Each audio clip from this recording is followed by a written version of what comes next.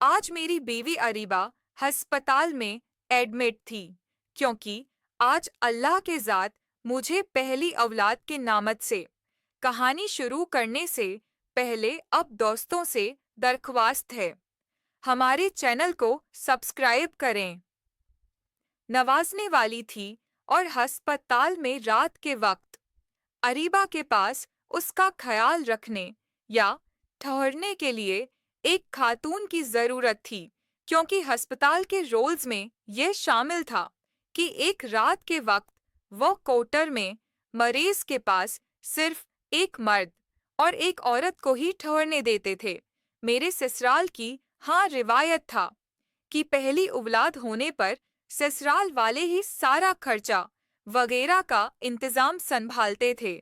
इसलिए मेरी बेवी की देखभाल के लिए मेरी बेवी अरीबा की छोटी बहन, जिसका नाम पाकीज़ा था, उससे मेरी बेवी अरीबा के पास ठहरा दिया गया।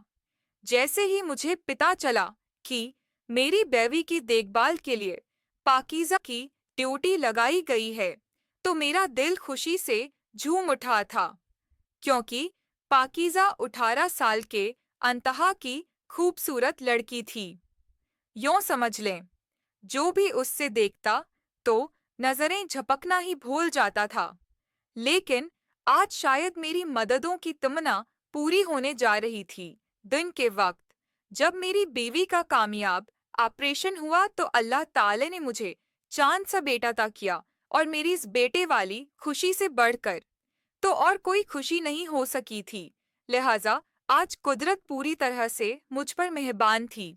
फिर अपनी बड़ी बेटी का हाल चाल मालूम करने की गर्ज से और मुबारकबाद देने के लिए कुछ घंटों के लिए साथ ससुर भी अस्पताल में आए। सारा दिन वो अपनी बेटी के पास यानी मेरी बीवी के पास रहे, लेकिन वो भी शाम के वक्त ये कहकर घर वापस चले गए कि एक तो यहाँ अस्पताल में ठहरने की इजाज़त नहीं है, और दूसरा पीछे घर वीरान पड़ा है, कहीं कोई चोरो चुकार न आ जाए। लिहाजा फिर मेरी बीवी को भी दर्द की शद्दत से महफूज रखने के लिए और सुकून भरी नींद देने के लिए डॉक्टर ने नींद वाले ड्राब लगा दिए, जिसके लगने से वो इस हद तक गहरी नींद सो जाती थी कि जब तक उन्हें कोई खुद न जगाता तो वो नहीं उठ सकी थी। आज हैरानकिन तौर पर पाकीज़ा भी बड़ी खुश अखलाकी से मेरे साथ पेश आ रही थी, यानी मुझे प्यार का जवाब प्यार से ही दे रही थी। वरना पहले तो मैं जब भी ससुराल जाता तो वह मुझसे सलाम दुआ करने के अलावा ज्यादा बातचीत नहीं किया करती थी, और आज वो भी मुझे बार बार चोर नजरों से देख रही थी, जैसे वो भी उसी पल का इंतजार कर रही थी जिसका मुझे था। फिर जब मेरी बेवी हल्की फल्की गजा खाने के बाद गहरी नींद में गई तो मैं फौरा अस्पताल से बाहर निकला और पाकीज़ा के लिए एक बरेड चॉकलेट खरीद कर लिया, क्योंकि मुझे मालूम था कि उससे चॉकलेट बहुत पसंद है। अब तकरीबन 12 बजे से भी ऊपर टाइम हो चुका था जब मैं चॉकलेट लेकर वापस हुआ। अस्पताल के क्वार्टर में पहुंचा तो पाकीज़ा उस वक्त मेरे बच्चे को गोद में उठाई लाड प्यार कर रही थी।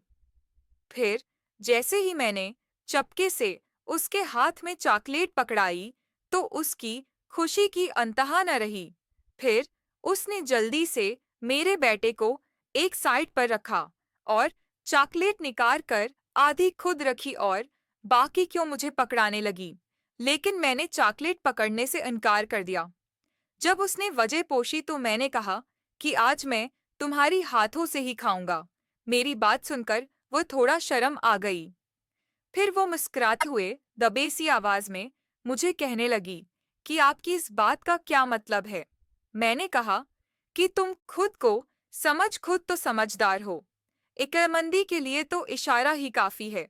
तुम्हारे उन खूबसूरत हाथों से चॉकलेट खुलाना भला किसकी ख्वाहिश नहीं होगी।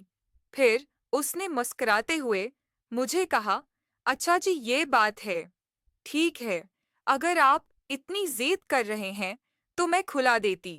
फिर उसने जब अपनी हाथों को बढ़ाते हुए चॉकलेट को मेरे मुंह के करीब किया, तो मेरे चॉकलेट खाते हुए हल्की सी जब मुस्कुराते हुए मेरी तरफ देखा, तो मैं समझ गया कि अब देर निशाने पर रही है। मैंने मुसलसल 4 दफ़ा पाकीज़ा के साथ मैं अपने गांव से 23 किलोमीटर की दूरी पर वाक़िआ देनपुर शहर के एक बैंक की ब्रांच में अकाउंटिंग की तौर पर मुलाजमत करता था और रोज सुबह सवेरे गांव से निकलकर शहर पहुंचना और अपनी जिम्मेदारियों को निभाना मेरी रोजमर्ज जिंदगी का मामूल था। यही समझ लें कि यह नौकरी मेरे लिए सब कुछ थी। फिर मैंने अपनी नौकरी बहुत ज्यादा अपनी ईमानदारी से करना शुरू कर दी। तो प्यारे दोस्तों, अगर आपको हमारी कहानी पसंद आई है, तो मिलते हैं अगली वीडियो में।